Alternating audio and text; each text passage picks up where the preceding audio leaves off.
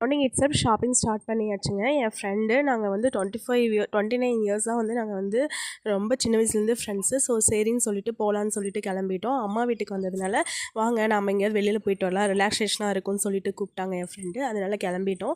சரி வாங்க ட்ரெஸ் பர்ச்சேசிங்க்கு போகலாம் அப்படின்னு சொல்லிட்டு கரூர் போயிருந்தோங்க.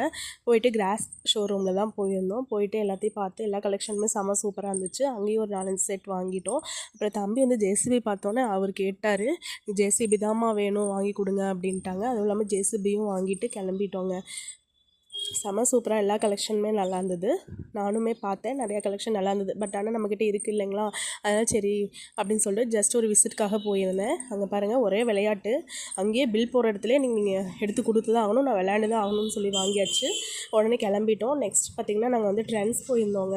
ட்ரெண்ட்ஸ்லேயும் பார்த்திங்கன்னா எல்லா கலெக்ஷனுமே செம்ம சூப்பராக இருந்துச்சு. அங்கே வந்து என் ஃப்ரெண்ட்ஸ் வந்து 2 செட்டு எடுத்தாங்க. அதுவும் இல்லாமல் நானுமே வந்து ஒரு ஃபேண்ட்டு வந்து நான் எடுத்தேன்.